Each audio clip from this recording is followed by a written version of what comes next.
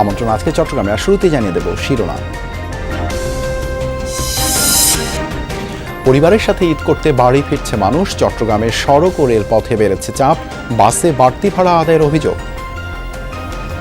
সব পরিবহনই বাড়তি, কোনো টাকায় কোনো জায়গায় আপনার 200-300 এরকমও নেওয়া যায়। যাওয়ার ভাড়া সিট ছাড়া ভাড়াই হচ্ছে 220 টাকা। খুবই ক্লান্ত লাগতেছে। প্রতিনিয়তই শুনতেছি যে ট্রেন এভাবে লেট করতেছে। ক্রেতা বিক্রেতার হাঁকটাকে মুখর কোরবানির পশুর হাট। মাঝারি আকারের গরুর চাহিদাই বেশি, দাম নিয়ে মিশ্র প্রতিক্রিয়া। 17 বছরের নৈরাজ্যের ফলেই সন্ত্রাসীদের অভয়ারণ্য হয়েছে জঙ্গল সলিমপুর। মন্তব্য স্বরাষ্ট্রমন্ত্রী। ক্যাম্পে হামলার জন্য বাহিনীর দুর্বলতাকে দুষলেন র্যাব মহাপরিচালক।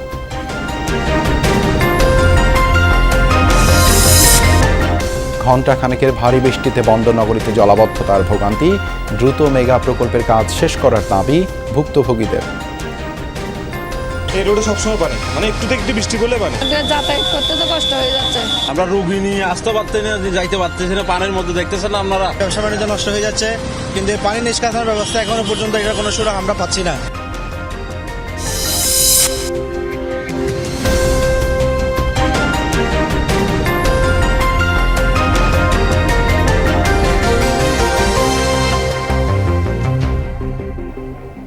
এতক্ষণ শিরোনাম দেখছিলেন, আপনাদের সাথে আছি দেবাশিস রঞ্জন সরকার।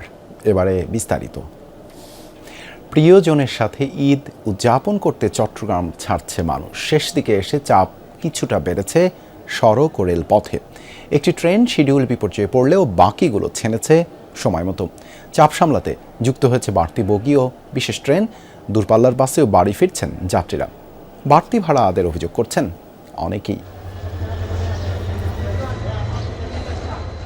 সকাল থেকে সাগরিকা, চট্টলা ও সুবর্ণ এক্সপ্রেস নির্ধারিত সময়ে চট্টগ্রাম রেল স্টেশন ছেড়ে গেলেও শিডিউল বিপর্যয়ে ভোগান্তিতে পড়েন জামালপুরগামী বিজয় এক্সপ্রেসের যাত্রীরা। সকাল 9:15 ট্রেনটি ছাড়ার কথা, 3 ঘন্টা পরও প্ল্যাটফর্মে না পৌঁছায় ক্ষোভ প্রকাশ করেন অপেক্ষমান যাত্রীরা।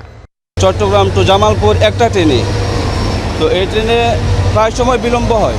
পরিবার পরিজন নিয়ে এখানে বসে আসছি, অনেকটাই গরম, আসলে খুবই ক্লান্ত লাগতেছে। প্রতিনিয়তই শুনতেছি যে ট্রেন এভাবে লেট করতেছে। খুব ভোগান্তিতে আছে, কারণ আমাদের লাইনে শুধু একটা ট্রেন বিজয়। আমি সরকারের কাছে আবেদন করি আমাদের লাইনে চট্টগ্রাম থেকে আরেকটা ভালো ট্রেন যদি দিত। তবে সব ট্রেনে ছিল না এমন ভোগান্তি। একই দিন সকাল 9:45 নির্ধারিত সময়েই চট্টগ্রাম রেল স্টেশন ছেড়ে যায় ঢাকাগামী কর্ণফুলী কমিউটার। পরিবার পরিজন নিয়ে নির্বিঘ্নে বাড়ি ফিরতে পারার আনন্দ সবার মধ্যে। সবাইকে নিয়ে ঈদ করবো, আল্লাহর নামে কোরবানি দিব, এটাই ভালো লাগতেছে। সবার সাথে তো বাড়িতে যাই, আনন্দ করবো, ঈদ করবো। আনন্দ করার জন্য, ফুর্তি করার জন্য আমরা ইনশাল্লাহ সবাই বাড়ি যেতেছি। বাবা মার সাথে দেখা হবে, শ্বশুর শাশুড়ি আছে গ্রামের বাড়িতে, অনেক আনন্দ। নারী টানে বাড়ি যাচ্ছি, এক অন্যরকম ভালো লাগা। এবার ঈদযাত্রায় চট্টগ্রাম থেকে প্রতিদিন 16টি আন্তনগর ট্রেন, একটি ঈদ স্পেশাল সহ মোট 17টি ট্রেন চলাচল করছে। পাশাপাশি সাধারণ যাত্রীবাহী ও মেইল কমিউটার মিলিয়ে আরও 6টি ট্রেন যাত্রী পরিবহন করছে। প্রতিদিন বিভিন্ন রুটে প্রায় 15,000 যাত্রী চট্টগ্রাম ছেড়ে যাচ্ছেন। ঈদের সময় বিশেষ করে যাত্রী চাপ থাকে বেশি, ওই রুটে অনেক যাত্রী চাপ থাকে। এক একটা স্টেশনে আপনার যেখানে 3 থেকে 4 মিনিট সময় লাগার কথা, সেখানে 8 থেকে 10 মিনিট সময় লেগে যায়। ক্ষেত্র বিশেষে ছাদেও লোক উঠে গেলে তাদেরকে নামাতে বাড়তি সময় লাগে, যার কারণে আপনার এই ট্রেন তার গন্তব্যে পৌঁছতে কিছুটা বিলম্ব হয়। সড়কপথেও বাড়ি ফিরছেন অনেকেই। চট্টগ্রামে বাস টার্মিনালগুলোতে ঘরমুখো যাত্রীর ভিড়। বাড়তি ভাড়া আদায় ও নির্ধারিত সময়ে বাস না ছাড়ার অভিযোগ করেন অনেকে। 50 টাকা, 100 টাকা সব পরিবহনই বাড়তি, কোনো টাকায় কোনো জায়গায় আপনার 200-300 এরকমও নেওয়া যায়। যাওয়ার ভাড়া সিট ছাড়া ভাড়াই হচ্ছে 220 টাকা। আমাদের তো বাড়তি ভাড়া নিচ্ছে না, আপনাদের যে সরকারি ভাড়া 266 টাকা আছে, তার সে কোম্পানি আর কম টাকা নিচ্ছে। গাড়ি পাইতে কষ্ট হবে, গাড়ি নাকি আমরা আরো মিনিমাম 1 ঘন্টা লাগবে। আমরা যে গাড়ির টিকিট কাটছি অনেক সময় লাগবে। এখন অনেকজন মানুষ দাঁড়িয়ে থাকতে হচ্ছে, তারপর একটু জ্যাম থাকবে রাস্তাঘাটে। জুবাইর রিফাত, যমুনা নিউজ, চট্টগ্রাম। ক্রেতা বিক্রেতার হাঁকটাকে সরগরম পাহাড়ে পশুর হাট। চলছে শেষ মুহূর্তের বেচা কেনা। গৃহপালিত ছোট ও মাঝারি গরুর চাহিদাই বেশি, তবে দাম চড়া বলছেন ক্রেতারা। এবার গরুর সংকট নেই বলছে প্রাণী সম্পদ বিভাগ। খাগড়াছড়িতে স্থায়ী অস্থায়ী মিলে 26টি হাট বেচাকেনায় সরগরম। বেশিরভাগ গরুই পাহাড়ের দুর্গম অঞ্চলে গৃহপালিত ও খামারের। দাম আছে বুঝছেন, মানুষে ক্রয় করতেছে। আসিম মনে সাতটা থেকে বিক্রি করেছে, গত শনিবার বিক্রি করতে 200। আমাদের এখানে কোনো অবৈধ গরু আমরা ওইখানে প্রাধান্য দিচ্ছি না। আমাদের এখানে যে গরু রয়েছে, আমাদের পর্যাপ্ত গরু রয়েছে, আমাদের ক্রেতা ভোক্তারা আমাদের সন্তুষ্ট। চাহিদার চেয়ে বেশি গরু থাকায় সংকট হবে না বলছে প্রাণী সম্পদ বিভাগ। অন্যদিকে হাটে জাল নোট ও মলম পাটির ব্যাপারে সতর্ক পুলিশ। গবাদি পশু রয়েছে হচ্ছে 18,168টি, যে চাহিদা আছে চাহিদা হচ্ছে 13,000 প্লাস, আর আমাদের উদ্বৃত্ত আছে 5,000 প্লাস। আমাদের নিরাপত্তা পরিকল্পনা আছে, নিরাপত্তা ডিগ্রি দেওয়া আছে। আশা করি আমাদের কোরবানির পশুর হাট কেন্দ্রিক আইন শৃঙ্খলা পরিস্থিতির কোনো অবনতি হবে না। বান্দরবানে এবার পশুর চাহিদা প্রায় 16,500। বালাঘাটা, রাজার মাঠ, চেমির মুখ সহ সব হাটে পর্যাপ্ত গরু। তবে গতবারের চেয়ে দাম চড়া বলে অভিযোগ ক্রেতাদের। কাস্টমারের চাহিদা মোটামুটি আছে, খারাপ না, ইনশাল্লাহ হয়তো বিক্রি করে দিতে পারবো। দেখছিলাম 5-6টা, এটা 1,40,000 দেখছিলাম। গত বাজারও আসছিলাম, গত বাজার থেকে মনে হচ্ছে কি এই বাজারে গরুর দামটা একটু বেশি। সীমান্তবর্তী নাইক্ষংছড়ির ঘুমধুমেও মিলছে পাহাড়ি গরু, বেচা বিক্রিও ভালো। তবে স্থানীয় একটি চক্র হয়রানি করছে বলে অভিযোগ ক্রেতাদের।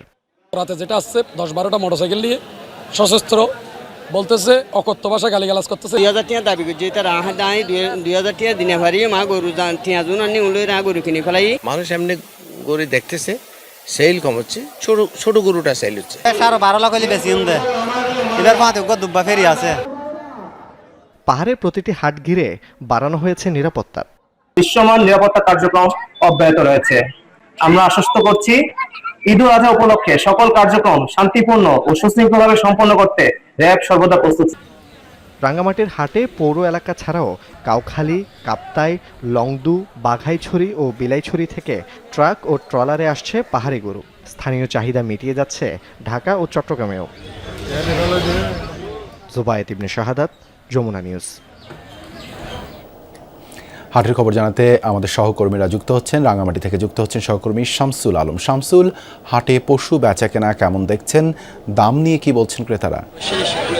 যেমনটি বলেছিলেন যে বাংলাদেশের অন্যান্য এলাকার তুলনায় পার্বত্য চট্টগ্রামের যে পশুর হাট, এখানকার যে পশুগুলো রয়েছে, পশুর চাহিদা বাংলাদেশের অন্যান্য স্থান থেকে এই পাহাড়ের পশুদের চাহিদাটা সবচেয়ে বেশি।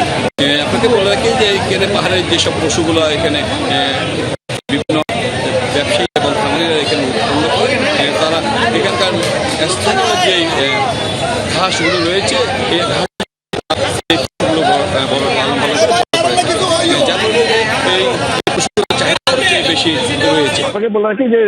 বিশেষ করে রাঙ্গামাটি পার্বত্য জেলায় প্রায় 19টি পশু হাট বসেছে। এই পশুর হাটগুলোতে প্রচুর পরিমাণে পশু এখানে বেচাকেনা করার জন্য যারা ব্যবসায়ী তারা এখানে নিয়ে এসেছেন।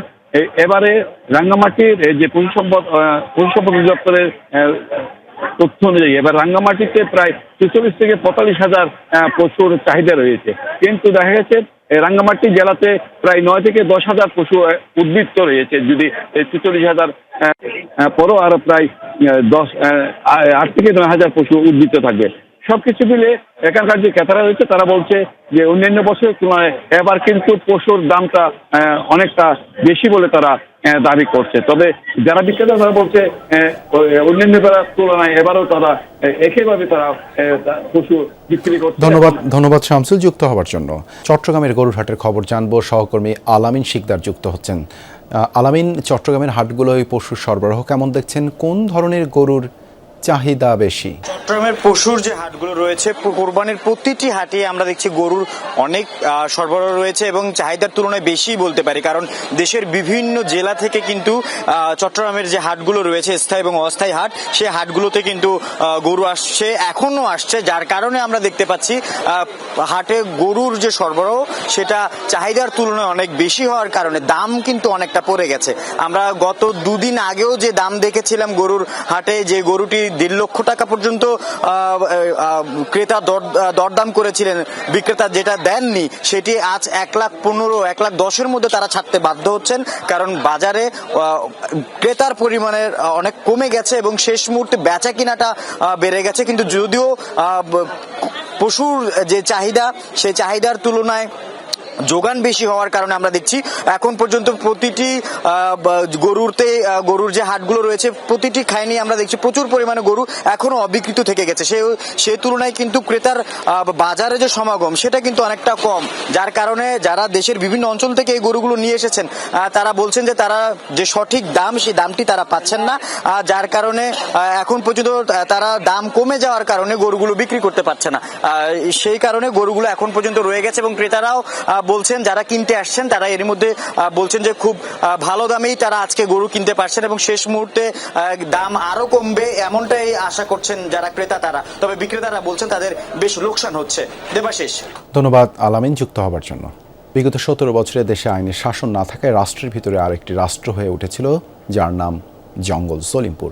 সেটাকে কোনোভাবেই সন্ত্রাসীদের অভয়ারণ্য হতে দেয়া হবে না বলে জানিয়েছেন স্বরাষ্ট্রমন্ত্রী। পুলিশ সদরে ঈদের নিরাপত্তা নিয়ে ব্রিফিংয়ে তিনি কথা জানান। অন্যদিকে বাহিনীর দুর্বলতার কারণে জঙ্গল সলিমপুরে সন্ত্রাসীরা ক্যাম্পে হামলার সাহস পেয়েছে বলে মন্তব্য র্যাব মহাপরিচালকের।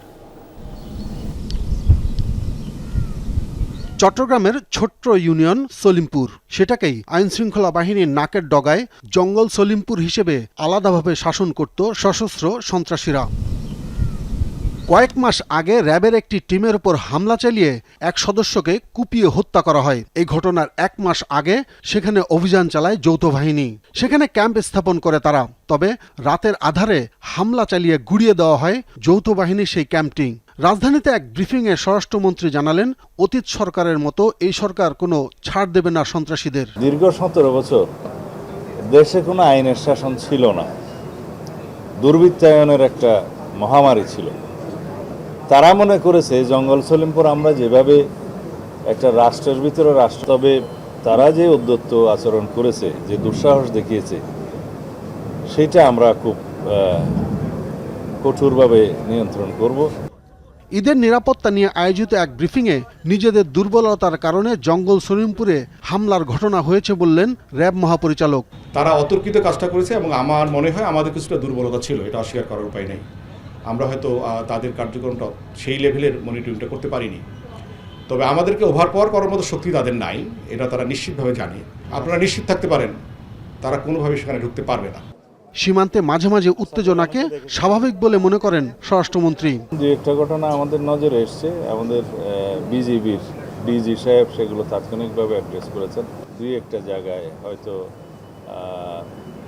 পাল্টা গোলাগুলির ঘটনা ঘটেছে, সেটা স্বাভাবিক প্রক্রিয়া, এরকম হয়ে থাকে। ঈদযাত্রায় নিরাপত্তায় আইন শৃঙ্খলা বাহিনী সর্বোচ্চ সতর্ক আছে বলেও জানান স্বরাষ্ট্রমন্ত্রী। সবকিছু করা হবে। আব্দুল্লাহ তুহিন, যমুনা নিউজ, ঢাকা।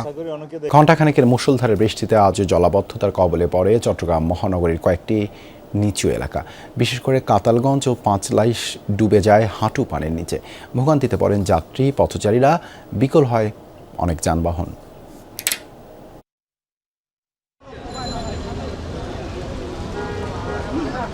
নগরীর কাতালগঞ্জ এবং পাঁচলাইশের চিত্র এটি। সকালে মুষলধারে ঘণ্টাখানেকের বৃষ্টিতে ডুবে যায় নিচু এই এলাকাটি। আগ্রাবাদ সহ আরও কিছু নিম্নাঞ্চলে পানি জমে, দুর্ভোগে পড়েন পথচারীরা। ব্যাহত হয় যান চলাচল, পানিতে আটকে বন্ধ হয়ে যায় বেশ কয়েকটি গাড়ি। 1 ঘন্টা 2 ঘন্টা বৃষ্টি হলে যে আমাদের এই কষ্টটা ভুগতে হচ্ছে, এক হাঁটু সমান পানি হয়ে যায়। এই রোডে সবসময় পানি, মানে একটু বৃষ্টি পড়লে পানি। যাতায়াত করতে তো কষ্ট হয়ে যাচ্ছে, বেশি কষ্ট। দেশের যারা কর্তা ব্যক্তি আছে তাদের একটু এগুলো চিন্তা করা উচিত, জলাবদ্ধতা কিভাবে নিরসন করা যায়। দীর্ঘমেয়াদী পরিকল্পনা করতে হবে, সকলের সমন্বয়ে সিডিএ, সিটি কর্পোরেশন, ওয়াসা এবং টিএনটি। পাশেই দুটি বেসরকারি হাসপাতালের সামনে পানি জমে থাকায় অ্যাম্বুলেন্স চলাচলেও সৃষ্টি হয় বিঘ্ন। শুধু সড়ক নয়, পানি ঢুকে পড়ে আশপাশের দোকানপাট ও ব্যবসা প্রতিষ্ঠানেও। স্থানীয়দের অভিযোগ, নালা নর্দমা ও খালের মুখে জমে থাকা ময়লা আবর্জনার কারণেই পানি নিষ্কাশন বাধাগ্রস্ত হচ্ছে। ফলে অল্প বৃষ্টিতেই জলাবদ্ধতা তৈরি হয়। একটু বৃষ্টি হলে পানি হয়ে যায়, এই পানি এবং এখানে বিভিন্ন দোকানপাটের ভিতরে ঢুকে যায়, ব্যবসা বাণিজ্য নষ্ট হয়ে যাচ্ছে। আমরা রোগী নিয়ে আসতে পারতে না, যাইতে পারতেছি না, পানির মধ্যে দেখতেছেন না আপনারা। এখানে একটু করে বৃষ্টি পড়লে তার পানি উঠে যায়, এটার জন্য আমাদের দোকানের অনেক ক্ষতি হয়। এই পানিটা উঠলে তো গাড়ি নষ্ট হয়ে যায়, আমার সবসময় সমস্যা হয়। যদি গাড়ি নষ্ট হয়ে যায়, গাড়ির ভিতরে তেল পাল্টাইতে হয়, তো ইঞ্জিন বন্ধ হয়ে যায়। এই পানির ভিতর দিয়ে কিভাবে অ্যাম্বুলেন্স বের করবো, আমাদের গাড়ির সমস্যা হইতেছে। চট্টগ্রাম মহানগরীর জলাবদ্ধতা সমস্যা নিরসনে গেল ৩০ এপ্রিল বিভিন্ন সেবাদানকারী সংস্থার প্রতিনিধিদের নিয়ে ১৯ সদস্যের সমন্বয় কমিটি গঠন করে স্থানীয় সরকার মন্ত্রণালয়, যার প্রধান করা হয় চট্টগ্রাম সিটি মেয়রকে। সংকটের স্থায়ী সমাধানে কিছুটা সময় লাগবে বলছেন তিনি। বাংলাদেশটা ষড়ঋতুর দেশ, প্রাকৃতিক দুর্যোগ, এখানে জলবায়ু পরিবর্তনের কারণে আগাম বৃষ্টি, আগাম বর্ষা এগুলোও চলে আসে। কাজে ওভারঅল আমাদেরকে ওইভাবে প্রস্তুতি নিতে হবে এবং জনগণকেও বুঝতে হবে যে আসলে হয়তোবা ২-৩ দিনের দুর্ভোগ, এটা হয়তোবা ৬ মাসের একটা প্রশান্তি দেওয়ার জন্য কাজটা করা হচ্ছে। এর আগে গত মাসে ভারী বৃষ্টিতে প্রবর্তক মোড়ে নজিরবিহীন জলাবদ্ধতা সৃষ্টি হলে পরিস্থিতি পরিদর্শন করেন অর্থমন্ত্রী, এলজিআরডি প্রতিমন্ত্রী, নৌপরিবহন প্রতিমন্ত্রী। চলমান মেগা প্রকল্পের কাজ শেষ হলে সুফল মিলবে বলে আশা প্রকাশ করেন তারা। জুবাইর রিফাত, যমুনা নিউজ, চট্টগ্রাম। চট্টগ্রামে ঈদ জামাতের জন্য প্রস্তুত চট্টগ্রামের জমিয়াতুল ফালা ঈদগাহ ময়দান। ঈদের দিন সকাল ৮টা ও ৫:৩০ দুটি জামাত হবে মাঠটিতে। চট্টগ্রাম নগরীতে ৬ ঘন্টার মধ্যে বর্জ্য দ্রুত অপসারণের ঘোষণা দিয়েছেন city mayor doctor Shahadat Hossain. সকালে জমিয়াতুল ফালা জাতীয় মসজিদে ঈদ জামাতের প্রস্তুতি পরিদর্শন শেষে এ কথা জানান তিনি। বলেন, নগরীর ৪১টি ওয়ার্ডে ৩,১০০ পরিচ্ছন্নতা কর্মী কাজ করবে। কর্পোরেশনের ১৬০টি গাড়ির পাশাপাশি অতিরিক্ত আরও ১৫০টি গাড়ি ভাড়া করা হবে। এদিকে জমিয়াতুল ফালা মসজিদ ময়দানে সকাল ৭টায় প্রথম এবং সকাল ৮টায় দ্বিতীয় ঈদ জামাত অনুষ্ঠিত হবে।